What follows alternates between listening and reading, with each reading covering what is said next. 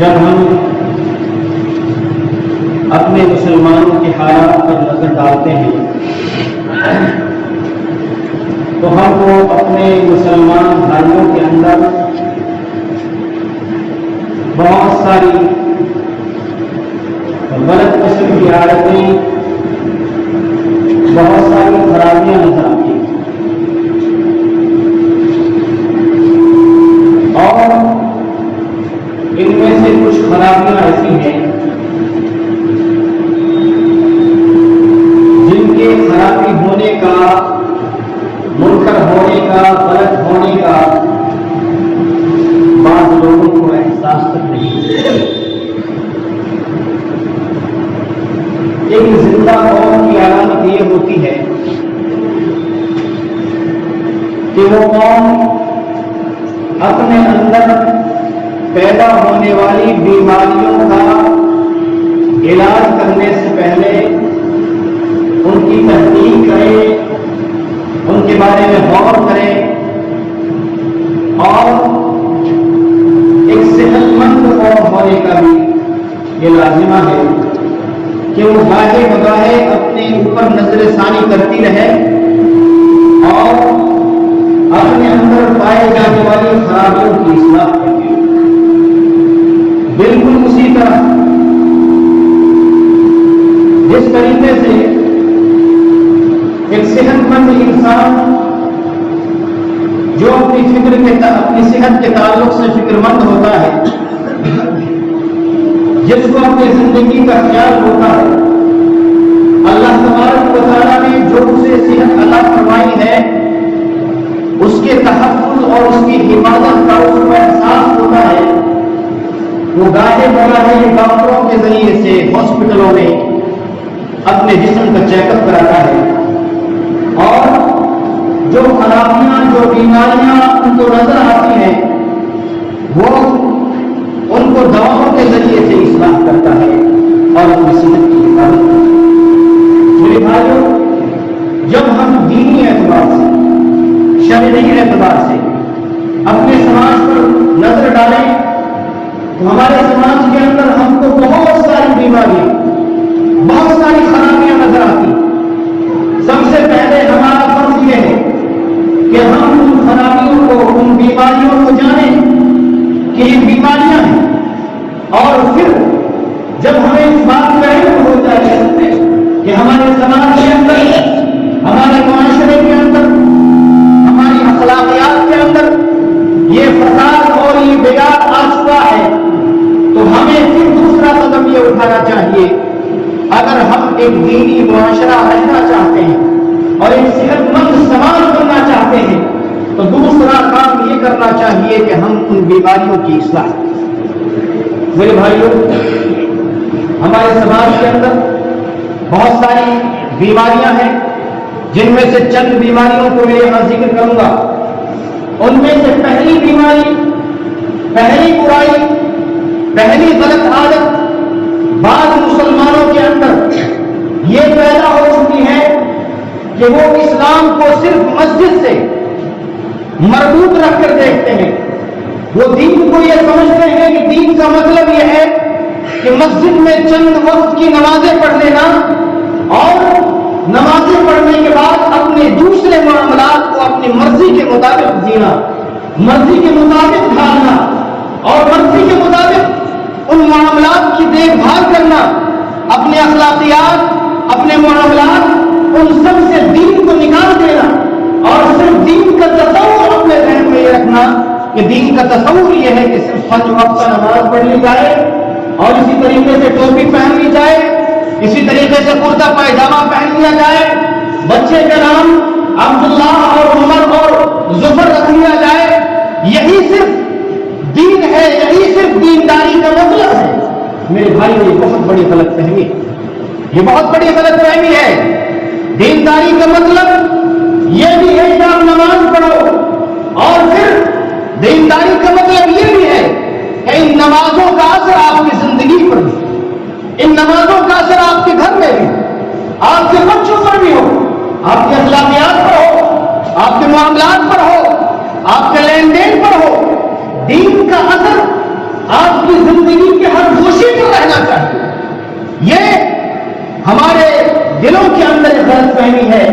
ہم دین کو صرف مسجد سے جوڑ کر دیکھیں۔ میرے بھائیوں، اسی طریقے سے ہمارے سماج کے بعض مسلمانوں کے اندر یہ غلط عادت پیدا ہو چکی ہے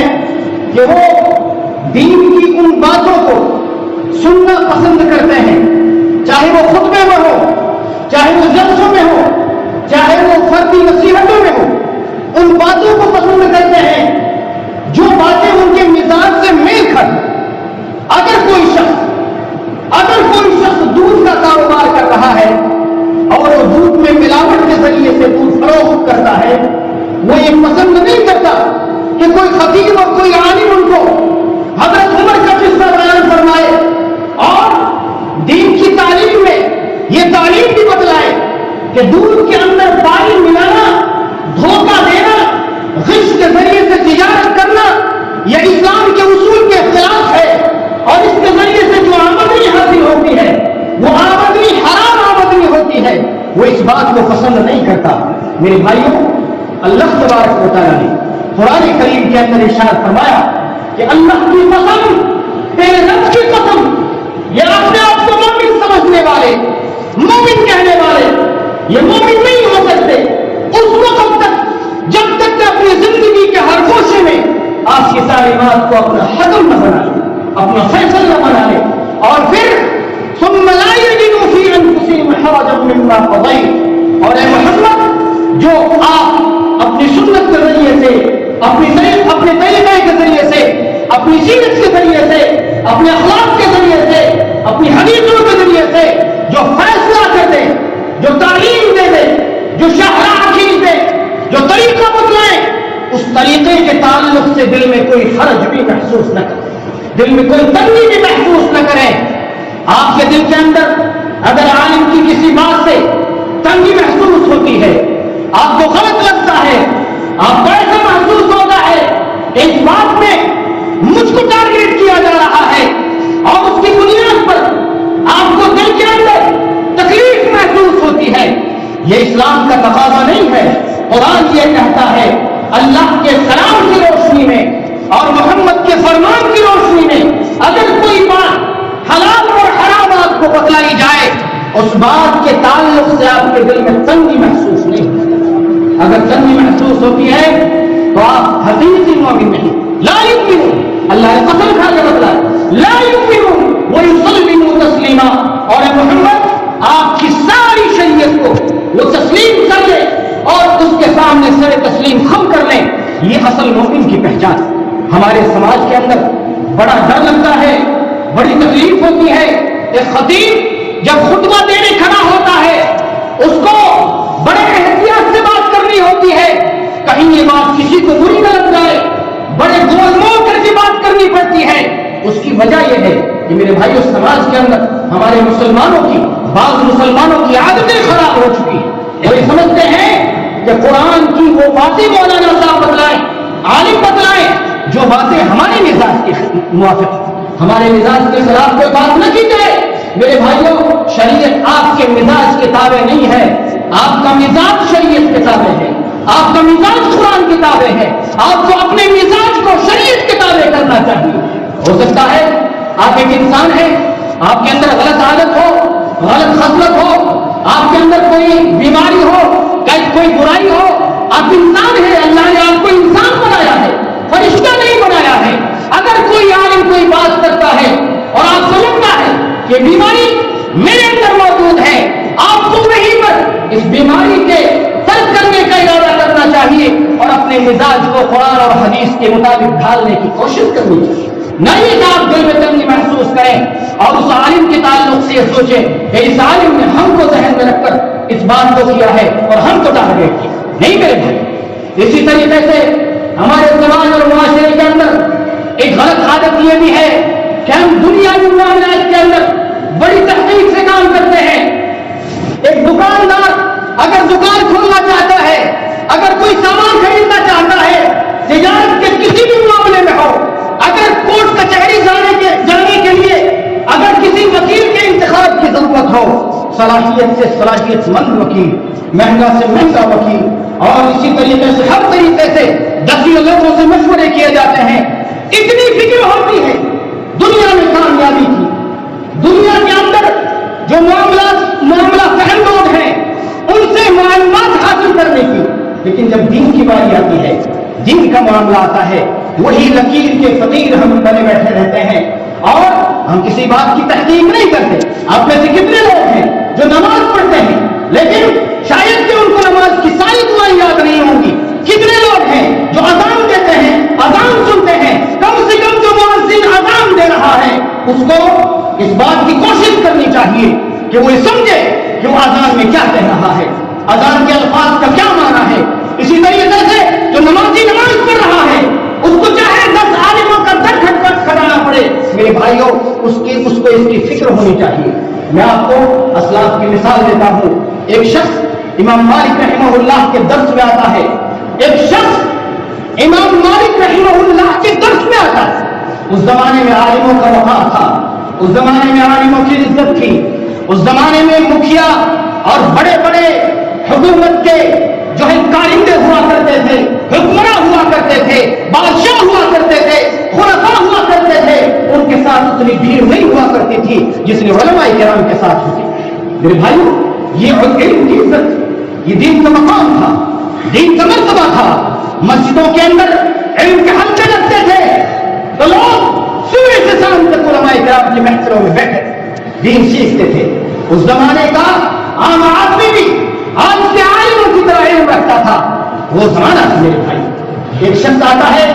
امام مالک رحمہ اللہ کی مجلس میں، علم کی مجلس ہے اور یہ مدینہ کے امام مالک مدینہ کا امام ہے، بہت عظیم امام ہے، حدیث کے عالم ہے۔ آپ کی کتاب ہے موطا امام مالک، حدیث کی مشہور کتاب۔ میرے بھائیوں یہ نوجوان کہتا ہے مجھے حدیث سنائیے، امام مالک سے کہتا ہے مجھے حدیث سنائیے۔ کوئی طالب علم نہیں ہے، عام آدمی ہے اور امام مالک کا شاگرد بھی نہیں ہے، اجنبی آدمی ہے، آ کر کہتا ہے مجھے حدیث سنائیے۔ امام مالک رحمہ اللہ کو کہتے ہیں کہ پڑھیے، کتاب سے پڑھیے، میں سنتا ہوں، تمہاری اصلاح کرتا ہوں۔ تو یہ شخص اصرار کرتا نہیں میں نہیں پڑھوں گا، آپ خود سنائیے، آپ اپنی زبان سے سنائیے، میں آپ کی مبارک زبان سے حدیث سے سننا چاہتا ہوں۔ میرے بھائیوں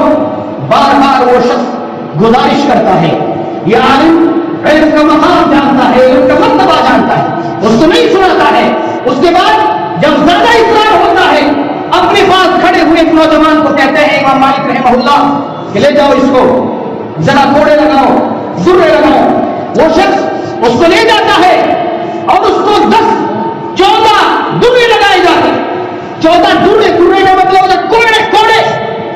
14 چھڑیاں لگائی جاتی ہیں۔ کس بنیاد پر؟ اس بنیاد پر کہ اس شخص نے امام مالک کے درس کا جو اصول تھا اس اصول کو توڑا تھا۔ امام مالک رحمہ اللہ کے درس کا اپنا ایک اصول تھا، اپنا ایک طریقہ تھا۔ اس اصول سے اگر آپ کے سامنے کوئی خلیفہ بھی آ جاتے، کوئی بادشاہ بھی آ جاتے،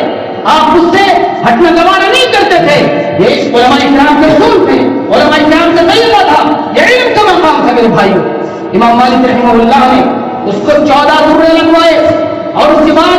وہ نوجوان اس شخص کو امام مالک کے پاس لے کر آیا۔ امام مالک رحمہ اللہ عالم ہے، یہ شخص مومن ہے، یہ شخص کہتا ہے کہ امام محترم آپ نے جو مجھے درے لگوائے ہیں وہ بنا جرم کے لگوائے، یہ تو کوئی جرم نہیں ہے۔ ایک جاہل شخص عالم سے کچھ پوچھ لے، یہ کوئی جرم نہیں ہے، یہ تو قرآن کا حکم ہے کہ ایک جاہل عالم کے پاس آئے اور اس سے علم سیکھنے کی کوشش کرے، یہ تو جرم نہیں ہے۔ آپ نے بنا جرم کے 14 درے مجھے رسید کروا دیے، آخر یہ ظلم ہوا۔ اللہ کے یہاں پر میں اس ظلم کا مطالبہ کروں گا، آپ نے مجھ پر ظلم کیا ہے۔ امام مالک رحمہ اللہ کا خوف، جتنے بڑے عالم اتنے بڑے عابد، اتنے بڑے اللہ کا خوف رکھنے والے، اتنے ہی بڑے تقویٰ شعار اس بات سے خوف کھا جاتے ہیں،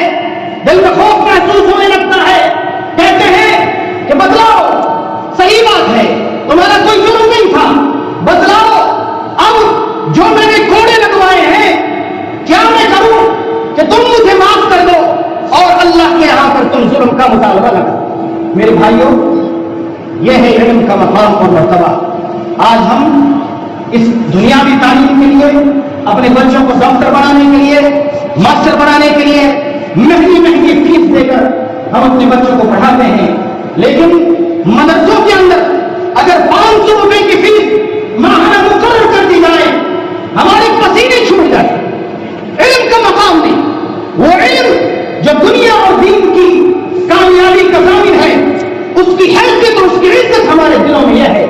کہ 500 روپے دینا گوارا نہیں کریں گے، لیکن اگر دنیا کا معاملہ ہو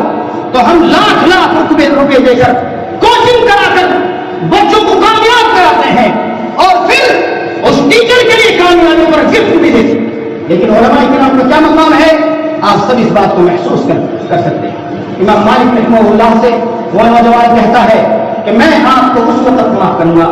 جب آپ 14 درے آپ نے لگوائے ہیں، مجھے 14 دروں کے مقابلے میں 14 حدیثیں اللہ کے نبی کی سنا دی، جب 14 حدیثیں سنا دیں گے تب میں آپ کو معاف کروں گا۔ بولا کہ میں یہ سمجھوں گا کہ میں نے ایک درہ ایک حدیث حاصل کرنے کے لیے کھایا۔ میرے بھائیوں، امام مالک رحمہ اللہ والے امام وقت، امام دار ہجرہ، یہ عالم تقوی شعار عالم، یہ حدیثیں سنانا شروع کرتے ہیں اور 14 حدیثیں اس نوجوان کو سنا دی جاتی ہیں۔ میرے بھائیوں، وہ نوجوان جب 14 حدیثیں امام مالک سنا دیتے ہیں، اس کے بعد امام مالک سے وہ نوجوان گزارش کرتا ہے کہ امام مالک، امام محترم، اعزاز محترم، حدیثوں کے سننے میں وہ لذت ہے، علم حدیث حاصل کرنے کا، دین کے علم کا وہ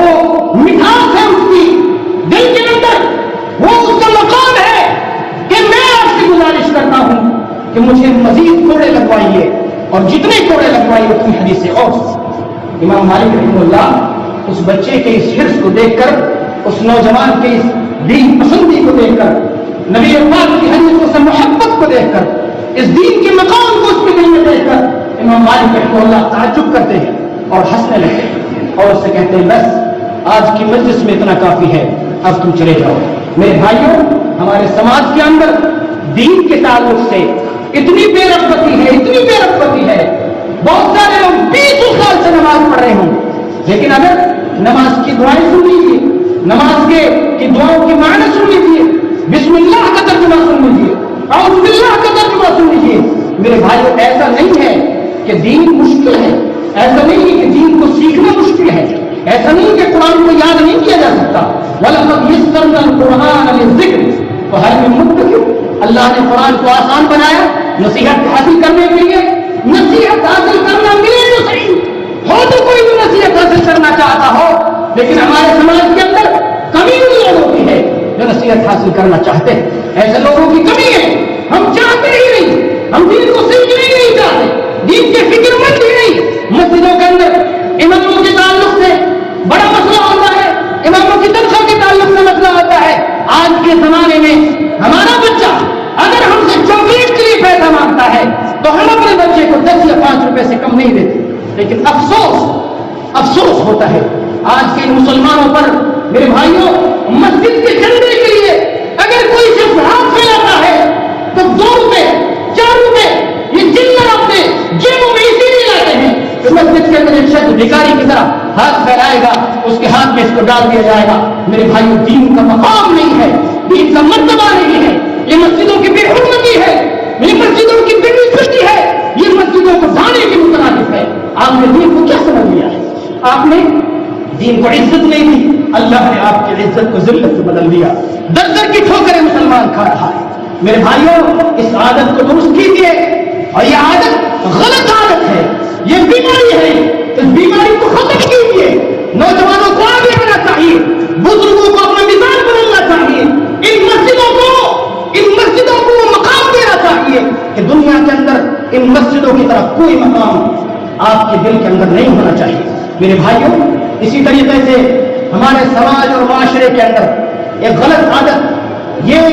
ہم کو نظر آتی ہے کہ اگر کوئی شخص ایک تو نمازی ہے، اس میں نمازی ہے، بہت اچھا ماشاءاللہ تقوی شعار لگتا ہے، اس نے معاملات سے، اخلاقیات سے دین کو نکال دیا، زبان پہ جھوٹ، معاملات میں جھوٹ، ایک دوسرے کے حقوق کو فروغ کرنے کا جذبہ، جوش، بڑے جو ہے امتیاز سے، بڑے طریقے سے جو ہے نا وہ دین کو ہر اعتبار سے اس میں دین بیزار ہو گیا۔ چند سجدے کرنے میں کوئی دین سمجھتا ہے. اور دوسری طرف اگر کوئی شخص بے نمازی ہے تو ہمارے بعض جو ہے دیندار قسم کے لوگ بے نمازی ہے, کوئی داڑھی شیو کرتا ہے, کوئی نوجوان گانا سن رہا ہے, وہ لگتا ہے کہ دین سے بیزار ہے, کوئی گناہ اس کے اندر ہے, ہم ایک گناہ کو دیکھ کر اس کو دین سے ہی خارج سمجھنے لگے. یہ ایک بہت بڑی غلط ہے. میرے بھائیوں, اللہ کے نبی نے فرمایا اگر کسی مبتلا شخص کو کسی بیماری میں, کسی گناہ میں مبتلا شخص کو دیکھو تو تم اللہ کا شکر ادا کرو کہ اللہ تبارک و تعالیٰ تیرا شکر ہے کہ تم نے مجھے اس بیماری میں مبتلا نہیں کیا. اور پھر اس بھائی کے لیے دعا کرو